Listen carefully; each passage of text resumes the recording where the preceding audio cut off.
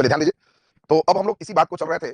तीसरा पाठ चुनावी राजनीति आज से शुरू हुआ है और बड़ा बढ़िया चुनाव के माहौल में इस लेसन को समझने में बड़ा आनंद भी आ जाएगा। क्योंकि हम लोग अभी तमाम एकदम बातें पूरी बढ़िया से समझने जा रहे हैं कि क्या लोकतांत्रिक देश में चुनाव आवश्यक है, पहला प्रश्न था।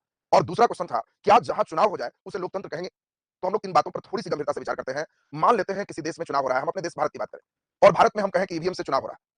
अब ईवीएम से चुनाव हो और विपक्षी पार्टी ये कहे कि ईवीएम में छेड़छाड़ संभव है, बटन कहीं दबाओ एक पार्टी पर ही वो वोट चला जाएगा। ईवीएम मशीन ऐसा ऑटोमेटिक सेट है कि उसमें एक पक्ष को ये जिताने में सक्षम है। अगर ऐसी बात सही हो और इसी ईवीएम में सबको वोट देना रहे, तो क्या आप कहेंगे कि भारत एक लोकतंत्र का देश है? क्या आप कहेंगे कि हाँ, भारत में हमारा जो चुनाव है वो निष्पक्ष है? तो हम लोग आंसर देंगे नहीं, फिर ऐसा नहीं है। इसका मतलब सिर्फ चुनाव हो जाना, ये लोकतंत्र को प्रदर्शित करना, ये जरूरी नहीं है। तो हम लोग पहले 2-3 बात बढ़िया से जीरो से चले। देखो लोकतंत्र में 2 बात अक्सर आपके दिमाग में भी बात आती है कि लोकतंत्र जनता का शासन है। तो इसका क्या उपाय है? क्या हम लोग सभी जनता से पूछ-पूछ के डेली कोई सिस्टम कर सकते हैं? किसी मुद्दे पर बात हो और हम पूरे जनता का एक जनमत संग्रह करें। जनमत संग्रह जो कहती है सरकार वही करे। माने प्रधानमंत्री बैठ जाए और वो बैठ के सोचे कि धारा 370 लगाएँ कि हटाएँ और उसके लिए एक वोट पोल करवाएँ और सबके व्हाट्सएप लिंक ये है, वो है, सब लोग वोट दो। ज़्यादा जो कहोगे हम वही कर देंगे। क्या ऐसा किया जा सकता है? तो फिर अगर यही किया जा सकता है, तो एक ही व्यक्ति हमेशा सत्ता पर रहे, जनता से पूछ-पूछ के चले, तो क्या ये लोकतंत्र होगा? तो सरकार बदल दिया जाए, किनकी की जाए, सब वोटिंग से हो। ऐसा संभव हो सकता है, उसको लोकतंत्र भी कहेंगे, लेकिन यह प्रत्यक्ष लोकतंत्र का देश होगा। और प्रत्यक्ष लोकतंत्र उसी देश में संभव है, जो बहुत छोटा है।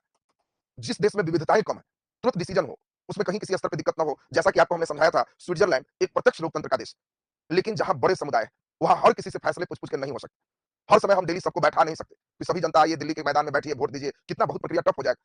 तो इसके लिए हम लोगों ने निदान निकाला अप्रत्यक्ष लोकतंत्र।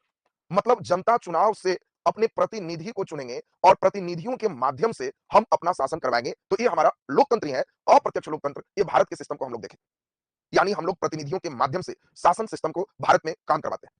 सबसे पहला सवाल जो आपके मन में कई बार आया है, आज भी आ रहा होगा कि क्या इस प्रतिनिधि के लिए चुनाव ही ज़रूरी है?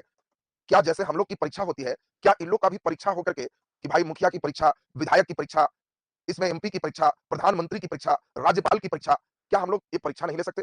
हम उनकी योग्यता को नहीं जाँच सकते? जब प्रतिनिधि ही चुनना है, तो इनका एक परीक्षा कर दें, जो सबसे टॉप करेंगे, उनको हम चुन देंगे, शासन बहुत बढ़िया चलेगा। क्या इसमें एक उम्र की सीमा हम निर्धारित नहीं कर सकते कि इस उम्र के बाद शामिल नहीं होना है? क्या ज़रूरी है कि एकदम कब्र में पाँव हो, 90 साल भी है, तो चुनाव में खड़े हो जाइए? बच्चों के लिए तो कहते हैं कि भाई उम्र लिमिट है, इसके आगे नहीं, चांस भी लिमिट है। इनका कोई चांस लिमिट नहीं है, कोई उम्र लिमिट नहीं है, योग्यता भी लिमिट नहीं है, निरक्षर भी अंगूठा छाप है, तब भी खड़ा हो रहा है। तो क्या इनका परीक्षा, उम्र, इसमें भी क्या अनुभव नहीं जोड़ सकते हैं कि जो पिछले 10 साल से समाज सेवा किया है, वही लोग सिर्फ परीक्षा में बैठेगा और हम परीक्षा के माध्यम से चुनेंगे। इसके लिए क्या क्वालिफिकेशन नहीं जोड़ सकते हैं कि कम से कम एमए पास होना चाहिए, पॉलिटिकल साइंस से किया हुआ होना चाहिए? जब एक छोटा प्राइमरी टीचर को पढ़ाने के लिए हम इतना क्वालिफिकेशन जोड़ते हैं, तो फिर इनके लिए क्यों नहीं? क्या ऐसा जोड़ करके हम टेस्ट के माध्यम से प्रतिनिधि चुन दें, अप्रत्यक्ष रूप से वो शासन करें, तो क्या यह सिस्टम में चुनाव आवश्यक तो रहा नहीं, तो क्या बिना चुनाव के लोकतंत्र नहीं हो सकता है? क्या बिना चुनाव के लोकतंत्र हो सकता है कि नहीं? हम प्रतिनिधियों के माध्यम से ही शासन की बात कर रहे हैं। अब सोच लीजिए हमारे मन में कई सवाल आए कि जैसे हम लोगों की परीक्षा होती है, उसी तरह विधायक एमपी की भी परीक्षा, उनके उम्र की भी लिमिटेशन, उनकी योग्यता की भी न्यूनतम कितना चाहिए योग्यता वो डिसाइड हो। और तमाम ये बातें जो आप समझ रहे हैं, मन में कई बार आता है, कई बार डिस्कशन में आपने सुना भी है। अगर इसको लागू करेंगे तो क्या ये लोकतंत्र है कि नहीं? तो आंसर है कि हम प्रतिनिधियों के माध्यम से अगर ऐसा शासन की व्यवस्था करेंगे, तो उसको हम लोग लोकतंत्र नहीं कह सकते। शासन हो सकता है, शासन की एक पद्धति हो सकती है। लेकिन हम लोग अप्रत्यक्ष लोकतंत्र के देश में ही रहते हैं, क्योंकि प्रत्यक्ष लोकतंत्र में जनता से हर बात पूछी जाती है। हमारे देश में प्रधानमंत्री जनता को केवल मन की बात सुनाते हैं, जनता की मन की बात नहीं सुनते। उनको केवल कहते हैं प्रतिनिधि भेज दीजिए और प्रतिनिधि जो कर रहा है बस चुपचाप देखो वो सही है, वो तुम्हारा रिप्रेजेंटेटिव, इसी को अप्रत्यक्ष लोकतंत्र कहते हैं। अब सवाल ये था कि अगर हम एमपी विधायक के परीक्षा के आधार पर उनका चयन करते हैं, तो सबसे इंपॉर्टेंट है कि क्या इन प्रतिनिधियों को लोगों की पसंद का प्रतिनिधि कह सकते हैं? क्या इनको हम कह सकते हैं कि लोकतंत्र जनता का, जनता के लिए, जनता के द्वारा? तो ये जनता के लिए तो हो सकता है, लेकिन जब हम कॉम्पिटिशन ले लिए, तो क्या ये जनता का है? नहीं। फिर तो हम बहुमत हो सकता है नहीं चाह रही होगी कि ये व्यक्ति हेड बने, लेकिन उसकी क्वालिफिकेशन ज़्यादा है, ज़्यादा पढ़ा-लिखा है, तो वो मालूम चला कि परीक्षा पास होके वही विधायक बन गए। तो हम लोगों ने एक ऐसी व्यवस्था की कि पढ़ा-लिखा का परीक्षा तो होगा ही, बीपीएससी लेंगे, यूपीएससी लेंगे और इनको हम संयुक्त सचिव, सेक्रेटरी, ये सब हम परीक्षा के माध्यम से बनाएँगे। जिसका उदाहरण आप देख रहे हो के पाठक, शिक्षा विभाग, बिहार में एक अच्छे उदाहरण। परीक्षा के माध्यम से ये चुना के चले गए। अब ये ठीक है, ये आपके एग्ज़ाम सेक्शन से हो गया। अब एक व्यक्ति हम ऐसा चुनेंगे जो लोगों के पसंद का, वो पढ़ा-लिखा है, नहीं है, कोई मतलब नहीं है। लोगों को कितना महत्व देता है, बैठाता है, कितने अच्छे से बात करते हैं, हम उनको एज़ ए शिक्षा मंत्री बनवाएँगे। ये अनपढ़ भी हो सकते हैं, लेकिन लोगों के साथ वो समझ सकें कि लोगों की समस्या क्या है और जब ये सभी लोगों की समस्या समझें, तो इन दोनों के सिग्नेचर से ही कोई सिस्टम आगे चले। और इसके बाद अगर लोगों की भाव है कि नहीं ये गड़बड़ कर रहा है, तो ये चीज़ ये मुख्यमंत्री को अवगत कराएँ, इनकी ड्यूटी है इनके ट्रांसफर पोस्टिंग कर सकते हैं।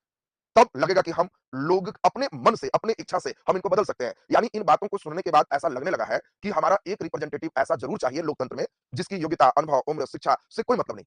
वो कितना लोकप्रिय है, कितना समाज सेवी है, वो कितना समाज के लिए वो डिवोटी है, ये सबसे इंपॉर्टेंट पहलू। और इसीलिए उनके लिए हमने इन चीज़ों को हटा दिया और कहा कि कोई व्यक्ति, चाहे जितनी उम्र हो जाए अंतिम, केवल शुरुआत का लिमिट हमने फिक्स किया कि वो परिपक्व रहे। और फिर हमने कहा उनकी कोई योग्यता मायने नहीं रखती, उनकी कोई परीक्षा लेने की आवश्यकता नहीं है, कोई शिक्षा की आवश्यकता नहीं है। जनता जिनको चुन दे, लोगों के वो जो पसंद हो जाए, वो व्यक्ति प्रतिनिधि हमारे होंगे। ये लोकतंत्र। अब सबसे इंपॉर्टेंट है कि हम लोग ये देखें, क्या जिस देश में चुनाव होता है, वो देश लोकतांत्रिक होगा? ये निश्चित है, तो हमने आंसर देखा कि नहीं। चुनाव दोनों ही देश में हो सकता है। लोकतांत्रिक देश में भी चुनाव हो सकता है और अलोकतांत्रिक देश में भी चुनाव हो सकता है। यानी कई ऐसा देश है जिसमें चुनाव नहीं है, सॉरी चुनाव है, फिर भी हम कहेंगे कि यह अलोकतांत्रिक है, लोकतांत्रिक नहीं। जैसा कि उदाहरण आप लोग खुद देखें, वो चीन का एग्जांपल अभी लेंगे, कई और देश का एग्जांपल लेंगे। बहुत बड़ा प्रश्न होगा कि भारत का चुनाव एक निष्पक्ष लोकतांत्रिक चुनाव है या नहीं?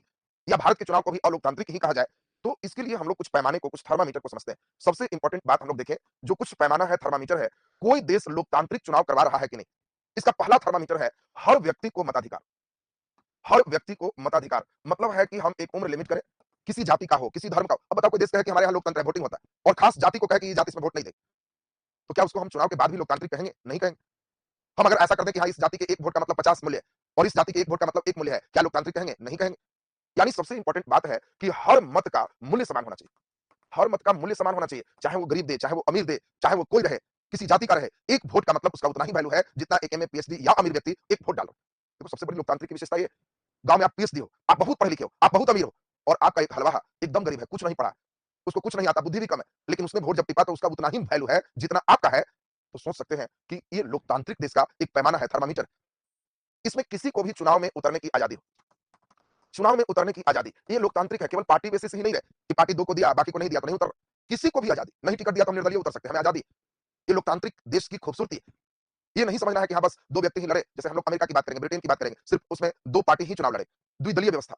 भारत में बहुदलीय व्यवस्था है। तो हम लोग सारे थर्मामीटर पढ़ने के बाद तब बताएँगे कहाँ-कहाँ क्या लोकतंत्र है। इसमें बहुदलीय में भारत में कोई दल बना लो, कोई व्यक्ति दल से नहीं मिला तो स्वतंत्र निर्दलीय लड़ लो, किसी का भी ये सिस्टम होगे। इंपॉर्टेंट है हमारे मतदाता को विकल्प मिले। मतदाता को विकल्प मिले कि इसमें से किसी एक को चुनो। विकल्प इतना तक है कि नोटा तक है, इसमें कोई पसंद नहीं है तो नोटा, अगर वो भी बहुमत तो फिर से चुनाव।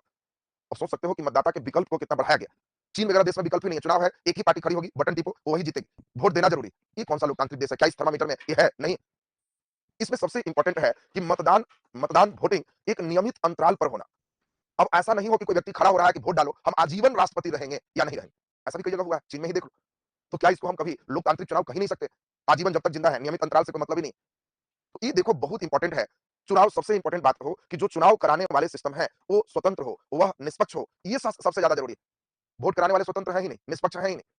हमने ईवीएम की बात की, चुनाव आयोग की बात की, अब चुनाव आयोग ही किसी खास पार्टी से प्रेरित रहे, तो क्या ऐसा होगा कि हम उसको लोकतांत्रिक कहें? वो खास चुनाव आयोग पहले से हथकंडा सिर्फ उनको जिताने के लिए करे जिसको वो चाहे, तो वहाँ चुनाव तो है, अलोकतांत्रिक हो। अब बहुत इंपॉर्टेंट यहाँ से शुरुआत हो रही है। राजनीतिक पार्टी कई खड़े होते हैं। हमारे चुनाव में हमारी प्रणाली भारत में क्या है? क्या भारत के चुनाव को लोकतांत्रिक कहेंगे? क्या भारत का चुनाव इन थर्मामीटर पर सही है? इन तमाम बातों पर हम लोग अगले क्लास में फिर शुरू होंगे। तो अब इसमें हम लोग आज के क्लास यहीं तक, नेक्स्ट क्लास हम लोग पूरी गंभीरता से चलेंगे। अच्छा लेसन है, बहुत ही बढ़िया से समझना है।